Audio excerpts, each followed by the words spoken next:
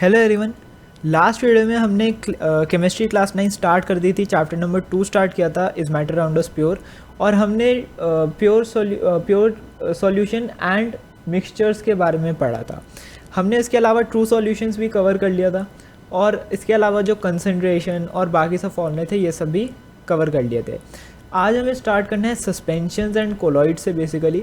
उससे पहले हमने जो लास्ट वीडियो में पढ़ा था उसके बेसिस पे कुछ 2-3 क्वेश्चंस कर लेते हैं ताकि जो पीछे का कंसेप्ट है वो क्लियर हो जाए। अगर आपने वो वीडियो अभी तक नहीं देखी तो पहले आप उसको देख लीजिए, उसके बाद आपको ये सब चीज़ें समझ आ जाएंगी। फर्स्ट क्वेश्चन है water is a compound and not a mixture justify. इसका मतलब कि वाटर को हम एज अ कंपाउंड कंसिडर करते हैं, एज अ मिक्सचर कंसिडर नहीं करते, हमें जस्टिफाई करना है। तो हाँ, ऐसा हमें इसमें बेसिकली 3 रीज़न्स देने हैं। 3 मतलब जितने मार्क्स का भी है 3 मार्क्स का आता है बेसिकली। तो हमें 3 रीज़न्स देने हैं कि हम वाटर को एक कंपाउंड की तरह कंसिडर क्यों करते हैं और एक मिक्सचर की तरह कंसिडर क्यों नहीं करते। तो क्या होता है, जो वाटर होता है वो 2 एलिमेंट से बनता है, हाइड्रोजन एंड ऑक्सीजन। वाटर का जो फॉर्मूला होता है वो क्या होता है, H2O, H for hydrogen and O for oxygen. तो जो वाटर होता है उसे कंपाउंड कहते हैं, क्यों? क्योंकि वो 2 एलिमेंट से बना है, हाइड्रोजन एंड ऑक्सीजन, जो केमिकली कंबाइन होते हैं टुगेदर टू फॉर्म वाटर। मतलब 2 एलिमेंट्स हैं हाइड्रोजन एंड ऑक्सीजन, वो केमिकली कंबाइन है वाटर बनने के लिए। और केमिकल कॉम्बिनेशन वाली प्रॉपर्टी किसकी होती है, कंपाउंड्स की होती है। मिक्सचर्स जो होते हैं वो फिजिकली बॉन्ड बना लेते हैं। Second point, it has a fixed boiling point of 100 degree Celsius. इसका एक फिक्स्ड बॉइलिंग पॉइंट होता है 100 डिग्री सेल्सियस का। ये भी एक कंपाउंड की प्रॉपर्टी है। मेरे को पता है लास्ट वीडियो में जिन जिन ने भी देखी होगी उन्हें पता होगा कि मैंने कंपाउंड्स और एलिमेंट्स के बारे में अभी सिर्फ डेफिनेशन बताई है। अभी हमें इसकी एक्सप्लेनेशन पढ़नी है, प्रॉपर्टीज़ पढ़नी है, जो हम आगे कवर कर लेंगे। वो इतने इंपॉर्टेंट टॉपिक्स नहीं हैं, तो पहले मैंने जो मेजर टॉपिक्स थे इस चैप्टर के वो बता रहा हूँ। इसके बाद आएंगे हमारे सेपरेशन ऑफ मिक्सचर। तो उससे पहले मैं आपको कंपाउंड्स एंड एलिमेंट्स की प्रॉपर एक्सप्लेनेशन दे दूँगा। तो ये भी एक प्रॉपर्टी है कि जो कंपाउंड होता है उनका बॉइलिंग पॉइंट फिक्स होता है 100 डिग्री सेल्सियस। उसके बाद द प्रॉपर्टीज़ ऑफ वाटर जो होती हैं वो कम्प्लीटली डिफरेंट होती हैं उसके कॉन्स्टिट्यूएंट से। कॉन्स्टिट्यूएंट्स मतलब जिनसे वो बना है। तो वाटर है वो बना है हाइड्रोजन से और ऑक्सीजन से। वाटर की जो प्रॉपर्टीज़ होती हैं वो कम्प्लीटली डिफरेंट होती हैं हाइड्रोजन से और ऑक्सीजन से। ठीक है, मतलब जो हाइड्रोजन एंड ऑक्सीजन की प्रॉपर्टीज़ हैं उनकी कुछ भी सिमिलैरिटी नहीं होती वाटर में, कम्प्लीटली डिफरेंट। तो ये तीनों जो भी प्रॉपर्टीज़ हमने पढ़ी है ना, ये सारी कंपाउंड्स की होती हैं, मिक्सचर्स की नहीं होती। So that is the reason why we consider water as a compound and not a mixture. Second question, what are the major differences between a mixture and a compound. ये basically first question ही हो गया, बस हमें यहाँ पे proper अब difference बताना है। तो क्या होता है, मिक्सचर कब बनता है, जब कोई एलिमेंट या कोई कंपाउंड या आपस में ये दोनों मिक्स हो जाते हैं, जस्ट मिक्स हो जाते हैं। जैसे आप एक एग्जांपल लेना, NaCl होता है जो घर में नमक यूज़ होता है। Na सोडियम और Cl क्लोरीन, इन दोनों से मिलता है NaCl, जो घर में नमक हम नॉर्मली यूज़ करते हैं। ये एक कंपाउंड है। सिमिलरली वाटर एक कंपाउंड है। अब अगर हम वाटर में NaCl डाल दें, मतलब वाटर में सॉल्ट डाल दें, तो क्या बनेगा, salt solution, and salt solution is a mixture. तो ये क्या हुआ, हमने 2 कंपाउंड्स को मिक्स करके एक मिक्सचर बना दिया, और इसकी वेरिएबल कॉम्पोजिशन हो सकती है। जैसे अभी मैंने आपको लास्ट वीडियो में बताया था, वाटर की कॉम्पोजिशन फिक्स्ड होती है 1:8। यहाँ पे ऐसा नहीं है। अब आपको कोई मतलब फोर्स ना करे कि आप एक गिलास में 1 ही चम्मच नमक डाल सकते हो। आप 1 गिलास पानी में 2 चम्मच नमक भी डाल सकते हो, 3 भी डाल सकते हो, या 2 गिलास ले लो उसमें आधी आधी भी डाल सकते हो, जितनी आप चाहो उतनी डाल सकते हो, है ना। कुछ ऐसा नहीं है कि फिक्स्ड है। तो इट हैज़ वेरिएबल कॉम्पोजिशन। और थर्ड पॉइंट क्या आता है कि it can be physically separated. आप अगर उस वाटर को बॉईल कर देते हो तो पानी अलग चला जाएगा और सॉल्ट जो है वो नीचे बच जाएगा। कंपाउंड्स के केस में ऐसा जस्ट अपोजिट होता है। ये जो होते हैं एलिमेंट्स से बनते हैं। एलिमेंट्स जो होते हैं, जैसे NaCl का एग्जांपल बताया, या इससे सिंपल वाटर का ही एग्जांपल मान लो H2O। H2O क्या है, हाइड्रोजन और ऑक्सीजन 2 एलिमेंट्स हैं, वो केमिकली कंबाइन हुए और उन्होंने कंपाउंड बना दिया वाटर। ठीक है, इसका इट हैज़ फिक्स्ड कॉम्पोजिशन, इसकी फिक्स्ड कॉम्पोजिशन होती है। मतलब वाटर जो होता है वो 1:8 के कॉम्पोजिशन में मिलता है। मतलब 1 हाइड्रोजन के लिए 8 ऑक्सीजन। 1 एलिमेंट की बात नहीं कर रहा मैं, मास की बात कर रहा हूँ। हाइड्रोजन का मास अगर 1 है तो उस रिस्पेक्ट में ऑक्सीजन का मास 8 होगा, 1:8। And it's constituents can not be separated by physical method. इसके कॉन्स्टिट्यूएंट्स को हम फिजिकल मेथड से सेपरेट नहीं कर सकते। ऐसा तो नहीं है ना कि वाटर को बॉईल करोगे तो हाइड्रोजन और ऑक्सीजन अलग अलग हो जाएगा। वो वाटर वेपर की फॉर्म में, मतलब H2O की फॉर्म में ही स्टीम बन के उड़ जाएगा। सॉलिबिलिटी हमने लास्ट में भी पढ़ी थी। यहाँ पे भी मैं आपको बता देता हूँ, यहाँ पे थोड़ा प्रॉपर एक्सप्लेनेशन हो जाएगी, कंडीशंस अफेक्टिंग सॉल्युबिलिटी वगैरह ये सब भी इंपॉर्टेंट है, जो मैंने लास्ट वीडियो में कवर नहीं किया था सॉल्युबिलिटी के बारे में, तो मैं यहाँ पे फिर से बता रहा हूँ। Solubility is the maximum amount of solute which can be dissolve in 100 gram of solvent at a particular temperature. मतलब जब 100 ग्राम ऑफ सॉल्वेंट में मैक्सिमम अमाउंट ऑफ सॉल्यूट जो हम ऐड कर सकते हैं एट अ गिवन टेम्परेचर, बिना temperature को बढ़ाए या कम करे, उसको कहते हैं सॉल्युबिलिटी। ठीक है, again the maximum amount of solute, ज़्यादा से ज़्यादा सॉल्यूट जो हम 100 ग्राम सॉल्वेंट में ऐड कर सकते हैं बिना उसके टेम्परेचर को चेंज करे या बढ़ाए, उसे हम कहते हैं सॉल्युबिलिटी। अब दो कंडीशन इसको अफेक्ट करती हैं, टेम्परेचर एंड प्रेशर। टेम्परेचर कैसे अफेक्ट करता है? देखो सॉल्युबिलिटी यहाँ पे हम दो चीज़ों की पढ़ लें, सॉलिड इन लिक्विड और एयर इन लिक्विड। अब solubility of solid in liquid में क्या होता है, जैसे जैसे टेम्परेचर बढ़ता है, ठीक है, एज द टेम्परेचर इंक्रीजेज तो solubility of solid in liquid also increases. Solid और लिक्विड, सॉलिड को जब हम लिक्विड में डालते हैं और टेम्परेचर बढ़ाते हैं तो सॉल्युबिलिटी बढ़ जाती है। जबकि अगर हम गैसेस को लिक्विड में डाल रहे हैं, जैसे कोल्ड ड्रिंक्स वगैरह हैं, अगर हम उसमें वाटर में कार्बन डाइऑक्साइड डाल रहे हैं तो क्या होगा, टेम्परेचर बढ़ाने से सॉल्युबिलिटी कम हो जाएगी। Solubility will decrease on increasing the temperature. Pressure, solubility of gas in liquid increases on increasing the pressure. जैसे जैसे क्या कहते हैं, सॉल्युबिलिटी जो होती है, जैसे जैसे हम प्रेशर बढ़ाते हैं तो गैसेस की सॉल्युबिलिटी लिक्विड्स में बढ़ जाती है, जबकि सॉलिड्स की सॉल्युबिलिटी लिक्विड में नहीं बढ़ती ना कम होती है, कोई चेंज नहीं होता। ठीक है, it has no effect.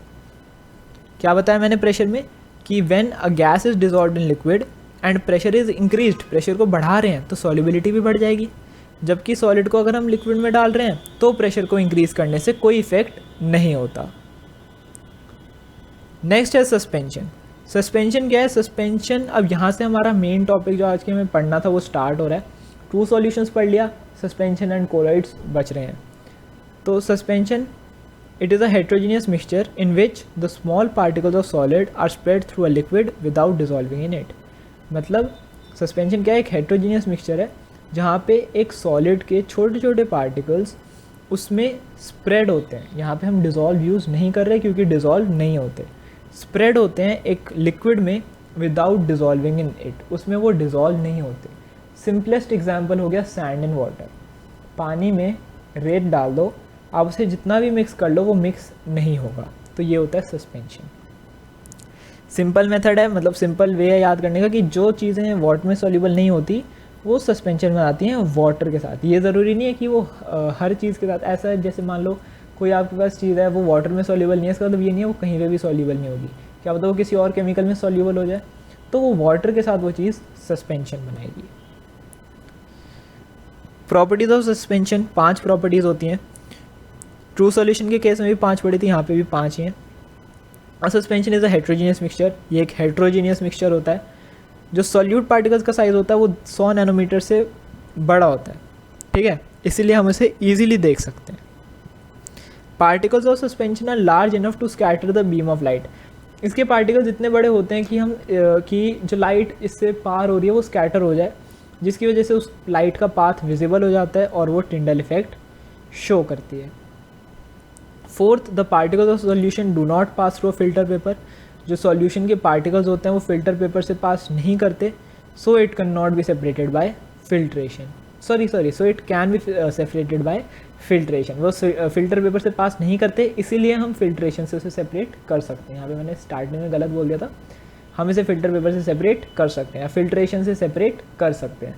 For example sand and water का ही, आप सैंड वाटर के मिक्सचर को फिल्टर पेपर पे डालो तो क्या होगा, जो वाटर है वो फिल्टर पेपर से नीचे पास हो जाएगा और जो सैंड है वो पास नहीं होगी, वो फिल्टर पेपर में ऊपर ही रह जाएगी, जिससे ये दोनों सेपरेट हो जाएंगे। उसके बाद particles of suspension are unstable. जो सस्पेंशन के पार्टिकल्स होते हैं वो अनस्टेबल होते हैं। अनस्टेबल का क्या मतलब है कि अगर हम उन्हें थोड़ी देर अनडिस्टर्ब्ड रखेंगे तो अपने आप नीचे सेटल हो जाएंगे। एग्जाम्पल सैंड एंड वाटर का ही ले लो दोबारा से, आप उसे जितना चाहो उतना मिक्स कर लो, थोड़ी देर के लिए तो मिक्स हो भी जाएंगे, बट अगर आप उसको ग्लास को फिर थोड़ी देर ऐसे ही रख दोगे तो अपने आप देखोगे कि वाटर ऊपर आ चुका है और सैंड नीचे बैठ चुकी है। ठीक है, सस्पेंशन के बारे में इतना ही पढ़ना है, ट्रू सॉल्यूशन के बारे में भी इतना पढ़ा था। अब हम स्टार्ट करते हैं कोलॉइड्स से। कोलॉइड्स क्या होते हैं? Colloids It is a kind of solution in which the size of solute particle is intermediate between those in true solution and those in suspension. मतलब ये उस तरीके के सॉल्यूशन होते हैं जहाँ पे पार्टिकल जो सॉल्यूट पार्टिकल्स है उसका साइज़ इंटरमीडिएट, मतलब इन बिटवीन किसके, सॉल्यूशन के और सस्पेंशन। सॉल्यूशन का जो पार्टिकल साइज़ है और जो सस्पेंशन का पार्टिकल साइज़ है उसके बीच में होता है। मतलब अगर हम न्यूमेरिकल की बात नंबर की टर्म से बात करें तो 1 नैनोमीटर से 100 नैनोमीटर के बीच में होता है इनका साइज़। एग्जाम्पल हो गया मिल्क एंड पेंट। अब आप सोचो मिल्क पेंट ये दोनों, इसमें तो हमें कुछ भी सेपरेट नहीं दिखता, हमें तो ऐसा लगता है कि ये तो एक ही चीज़ है। तो यही इनकी खास बात होती है कि ये हमें लगते होमोजीनियस हैं, हमें लगता है कि ये ट्रू सॉल्यूशंस हैं, इनमें कोई भी मिलावट नहीं है, बट ये कोलॉइड्स होते हैं। ठीक है, मतलब ये होमोजीनियस लगते हैं बट होते हेट्रोजीनियस हैं। इनकी पहली प्रॉपर्टी यही है कि it appears to be homogeneous but actually it is heterogeneous. जैसे मिल्क है, अब आप मिल्क को देख के अगर यही तो सोचोगे कि ये तो ट्रू सॉल्यूशन है, इसमें तो हमें कोई विजिबल बाउंड्रीज नहीं दिख रही। कोलॉइड्स में भी यही होता है, हमें उसमें विजिबल बाउंड्रीज इतनी नहीं दिखती, but they are considered as heterogeneous. वो आगे हम रीजंस पढ़ेंगे क्यों। Size of its particles is intermediate between 1 nanometer to 100 nanometer. 1 nanometer से 100 नैनोमीटर के बीच में होते हैं। ठीक है, सॉल्यूशन और सस्पेंशन के बीच में, और इसीलिए हम इन्हें स्ट्रॉन्ग माइक्रोस्कोप से भी नहीं देख सकते। मतलब अगर आप एक मिल्क ड्रॉप को माइक्रोस्कोप से देखोगे ना तो भी आपको ऑयल और वाटर के पार्टिकल्स अलग अलग नहीं दिखेंगे। जिनको नहीं पता, मिल्क जो होता है वो वाटर और ऑयल से बनता है, तो हम वाटर और ऑयल को सेपरेट नहीं देख सकते एक स्ट्रॉन्ग माइक्रोस्कोप के अंदर भी। अब यहाँ पे मेन रीज़न है कि हम इसे हेट्रोजीनियस क्यों मानते हैं। Third point, it scatters the beam of light passing through it as its particles are large enough to show Tyndall effect. इसके पार्टिकल्स इतने बड़े होते हैं कि ये टिंडल इफेक्ट शो कर दे। मतलब अगर आप एक कोलॉइड से लाइट पास करोगे तो वो लाइट का पाथ आपको दिखेगा, जिसका मतलब ये है कि ये एक हेट्रोजीनियस मिक्सचर है। यहाँ पे पार्टिकल्स कम्प्लीटली डिसॉल्व नहीं हो रहे, थोड़े से बच जाते हैं, जिसकी वजह से ये टिंडल इफेक्ट शो कर रहा है। Fourth, particles of colloid pass through filter paper so it can not be separated by filtration. मतलब इसके पार्टिकल्स फिल्टर पेपर से पास कर जाते हैं तो ये फिल्ट्रेशन से साफ नहीं किया जा सकता। जैसे मिल्क ही मान लो, मिल्क को आप क्या कहते हैं, मिल्क को आप ऐड करोगे फिल्टर पेपर से पास करोगे, मतलब तो क्या होगा, वो पास पूरा का पूरा हो जाएगा ना। ऐसे थोड़ी ना कि फिल्टर पेपर के पीछे कुछ बच जाएगा। तो हम इसे फिल्ट्रेशन से सेपरेट नहीं कर सकते। It can not be separated by filter paper. Last, colloids are stable as its particle do not separate out on keeping undisturb. जो सॉल्यूट जो कोलॉइड होते हैं वो स्टेबल होते हैं। अगर आप एक ग्लास ऑफ मिल्क को एज इट इज़ रखोगे तो ऐसा नहीं होगा कि वाटर ऊपर आ गया, ऑयल ऊपर आ गया, दोनों सेपरेट हो गए, नहीं। ठीक है, वो जैसा है वो एज इट इज़ रहता है। सो कोलॉइड्स जो हैं वो स्टेबल होते हैं। अब हम बात करते हैं Tyndall effect and distinguishing colloids from solution की। यहाँ पे आपको एक बात बता दूँ, कोलॉइड्स अभी ख़त्म नहीं हुआ है। सस्पेंशन छोटा था, सॉल्यूशन छोटा था, कोलॉइड बड़ा है। कोलॉइड्स में हमें टाइप्स ऑफ कोलॉइड्स के बारे में भी पढ़ना है, जो मेन चीज़ है कोलॉइड्स की। ठीक है, जिनके बेसिस पे क्वेश्चन गारंटी आता है, और वो चीज़ हम नेक्स्ट वीडियो में कवर करेंगे, क्योंकि ये वीडियो नहीं तो बड़ी हो जाएगी थोड़ी।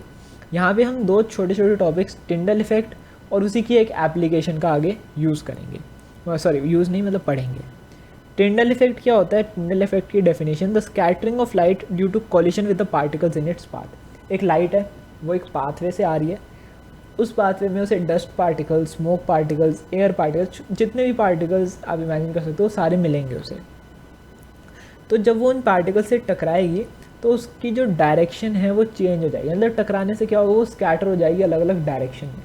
तो ये scattering of light due to collisions with the particles, उन पार्टिकल्स से टकराने की वजह से, कोलिशन मतलब टकराना, टकराने की वजह से उसे हम कहते हैं टिंडल इफेक्ट। अब इसका ये एप्लीकेशन क्या है टिंडल इफेक्ट की, हम एक ट्रू सॉल्यूशन को और एक कोलॉइड को सेपरेट कर सकते हैं टिंडल इफेक्ट से। सेपरेट मतलब डिस्टिंग्विश कर सकते हैं कि भाई ये ट्रू सॉल्यूशन है और ये सस्पेंशन है, और सॉरी कोलॉइड है। सस्पेंशन का तो आप देख के बता सकते हो ना, इसलिए हम सस्पेंशन के बारे में नहीं बता रहे। सस्पेंशन तो आप देख के बता सकते हो कि भाई ये सस्पेंशन है, इसमें अलग से पार्टिकल्स दिख रहे हैं। बट ट्रू सॉल्यूशन और कोलॉइड में नहीं बता सकते। तो हम क्या करते हैं, ट्रू सॉल्यूशन और कोलॉइड को एक एक बीकर में ले लेते हैं, दोनों से लाइट पास करते हैं। जिसके बीकर के अंदर पार्टिकल जो लाइट है वो दिख जाती है वो कोलॉइड होता है, और जिसमें लाइट नहीं दिखती अंदर टेस्ट ट्यूब के या ग्लास के, वो ट्रू सॉल्यूशन होता है। ठीक है, यही एप्लीकेशन है कि a true solution doesn't scatter a beam of light while a colloid scatter the beam of light passing through it and hence makes its path visible. Colloids उसके पाथ को visible बना देते हैं, सॉल्यूशन विजिबल नहीं बनाते। It means a true solution has very small particles. इससे हमें और क्या पता चल रहा है कि ट्रू सॉल्यूशन के पार्टिकल्स बहुत छोटे होते हैं, इसीलिए वो टिंडल इफेक्ट शो नहीं करते। जबकि कोलॉइड्स इसीलिए हेट्रोजीनियस में आता है, क्यों? क्योंकि इसके पार्टिकल्स इतने बड़े हैं कि वो टिंडल इफेक्ट शो करे, और अगर इतने बड़े हैं तो हम उसे होमोजीनियस में नहीं रख सकते। तो that is why colloids are considered as a heterogeneous mixture. दो बीकर, ये मैं थोड़ा सेटअप साइट ही है, आप इसे मतलब याद कर सकते हैं। डायग्राम अगर बनाने को आए तो ये सही डायग्राम है। ये एक ट्रू सॉल्यूशन है बीकर में, यहाँ से पाथ ऑफ लाइट आई। अब यहाँ पे कुछ नहीं होगा, इस सर्कल के अंदर हमें कोई लाइट नहीं दिखेगी। यहाँ पे लाइट आई, अब बीच में पता नहीं कहाँ गई, फिर यहाँ से वापस से निकल गई। ठीक है, बीच में ये लाइट नहीं दिखेगी हमें, इनविजिबल हो जाएगी। बट कोलॉइड के केस में, ये ट्रू सॉल्यूशन का केस था ऊपर, कोलॉइड के केस में लाइट हमें पूरी दिखेगी, भाई कैसे पास कर रही है वो बीच में यहाँ पे इनविजिबल नहीं होगी। ठीक है, वो हमें दिखेगी पूरी, ये पूरा पाथ हमें विजिबल होगा लाइट का। सो कोलॉइड्स के केस में लाइट का पाथ विजिबल होता है और ट्रू सॉल्यूशन के केस में नहीं होता। इसी के साथ हमने काफ़ी हद तक तो नहीं, अभी तो थोड़ा सा चैप्टर कवर कर लिया है। अभी हमें इसमें कोलॉइड्स के बारे में पढ़ना है, टाइप्स ऑफ कोलॉइड्स के बारे में, फिर एलिमेंट्स एंड कंपाउंड्स की एक्सप्लेनेशन एंड दैट, उसके बाद एक लास्ट टॉपिक जिसके बेस पे भी क्वेश्चन आता है, सेपरेशन ऑफ मिक्सचर, जो काफ़ी इंपॉर्टेंट है। तो वो सब हम नेक्स्ट वीडियोज़ में, आने वाली वीडियोज़ में कवर कर लेंगे।